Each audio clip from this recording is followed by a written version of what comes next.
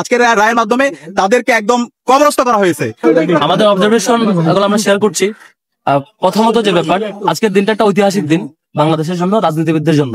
যে এই দেশে যে কেউ চাইলে ফ্যাসিবাদ হয়ে ওঠার চেষ্টা কিংবা ফ্যাসিবাদ হয়ে উঠতে পারলে কিংবা সবকিছু তার নিয়ন্ত্রণে থাকলে যা কিছু তাই করে পার পেয়ে যাবে, সেই ধারণা আজকে ভুল প্রমাণিত হয়েছে। আজকে আপনি যত বড় শক্তিশালী হন না কেন, জনগণের বিপরীতে যাবেন, ফ্যাসিবাদ হয়ে উঠবেন, জনগণ তার জবাব দিবে।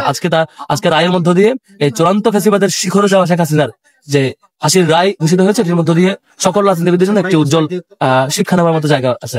দ্বিতীয়ত হচ্ছে, অনেকগুলো মামলা, অনেক হত্যাকাণ্ড, অনেক এরকম হত্যাকাণ্ড হয়েছে। সেই 2009 থেকে শুরু, 8 থেকে শুরু করে 2006 থেকে শুরু করে একেবারে 24 পর্যন্ত প্রত্যেকটা হত্যাকাণ্ডের বিচার হওয়া জরুরি। মাত্র একটা অভিযোগের 6টা হত্যাকাণ্ডের 12 জন সহ কিছু এক্সাম্পলের উপর আজকে বিচার হয়েছে। সবগুলো হত্যাকাণ্ডের এটা আওতায় আসে নাই। সবগুলো হত্যাকাণ্ডের বিচার হলে আরো অনেক অপরাধী এখানে ধরা পড়বে। সবগুলো বিচার দ্রুত হয়ে যাওয়া দরকার। সকল অপরাধীকে এই দ্রুত রায় ঘোষণা এবং রায় কার্যকরের দিকে আগানো দরকার। এভাবে পেন্ডিং রেখে অনেকগুলো মামলা যে পেন্ডিং আছে সবগুলো দ্রুত হয়ে যাওয়া দরকার। থার্ড হচ্ছে, আজকে যাদের ফাঁসির রায় ঘোষণা হয়েছে দুজনে দেশের বাইরে, সেখান থেকে ধরে নিয়ে এসে ফাঁসি কার্যকর করার ব্যবস্থা রাষ্ট্রকে দ্রুত করতে হবে যে কোনো মূল্যে। তাহলে পরে এই বাংলাদেশে আর কখনো ফ্যাসিবাদ আসবে না। ফ্যাসিবাদের সকল রকমের সিমটমস এর কবর রচিত হবে। বাকিটা ফিডব্যাক দেওয়ার অনুরোধ করছি আমাদের সবাইকে ধন্যবাদ। আজকে আমাদের ঈদের দিনের মতো আনন্দ।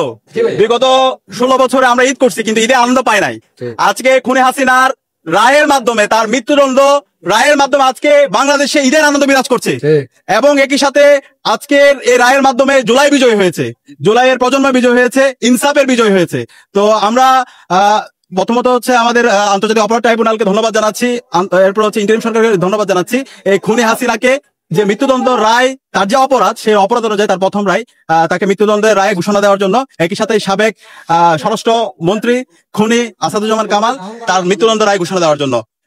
এবং আরেকজন যে পুলিশের আইজিপি, আমাদের আশা ছিল তাকেও ন্যায্য বিচারের আওতায় নিয়ে আসা হবে, কিন্তু তার যে 5 বছরের কারাদণ্ড দেওয়া হয়েছে সেটাই আমরা সন্তুষ্ট না। আমরা আশা করব তার এই রায়টা যেন নতুন ভাবে রিভিউ করা হয়, কারণ সে যেভাবে সারা ঢাকা এবং সারা দেশে গণহত্যা এবং শিশু হত্যায় তার নির্দেশ হয়েছে, সেই অনুযায়ী সে রাজসাক্ষী ছিল। কিন্তু আমরা আশা করেছিলাম তার যে বিচার, সে জায়গায় আরো ন্যায্য বিচার নিশ্চিত করা হবে, কিন্তু সেটা নিয়ে আমরা সন্তুষ্ট না। আমরা অনুরোধ করবো সেই জায়গায় যেন রিভিউ করা হয়। এবং একই সাথে এই খুনি হাসিনা এবং তার দোসররা আজকে এই দেশ থেকে পালাইছে, তাদের রাজনীতি কিন্তু ক্লোজ হয়ে গেছে 5 আগস্টেই।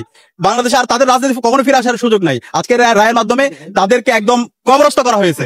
আওয়ামী লীগের রাজনীতি এবং সন্ত্রাসীদের রাজনীতি একদম মাটির নিচে তাদেরকে দাফন করে ফেলা হয়েছে। এখন মূল কাজ হবে এই খুনি হাসিনা এবং তার দোষরদেরকে দেশে নিয়ে আসা, দেশে নিয়ে এসে রায় কার্যকর করা, ফাঁসিতে ঝোলানো। এটা আমাদের সবার দাবি, এটা শহীদদের দাবি, শহীদ পরিবারের দাবি। তো আমরা খুব দ্রুত সময়ের মধ্যে সবাইকে অনুরোধ করবো, যারা দায়িত্বশীল পর্যায়ে আছে, ইন্টারিম এবং হচ্ছে আন্তর্জাতিক অপরাধ ট্রাইব্যুনালের যে প্রসিডিউর গুলো আছে সেগুলো শেষ করে খুব দ্রুতই খুনি হাসিনা এবং তার দোষরদেরকে নিয়ে এসে তাদেরকে যেন দ্রুত ফাঁসিতে ঝুলাইয়া রায় কার্যকর করা হয়, সেই দাবি থাকবে।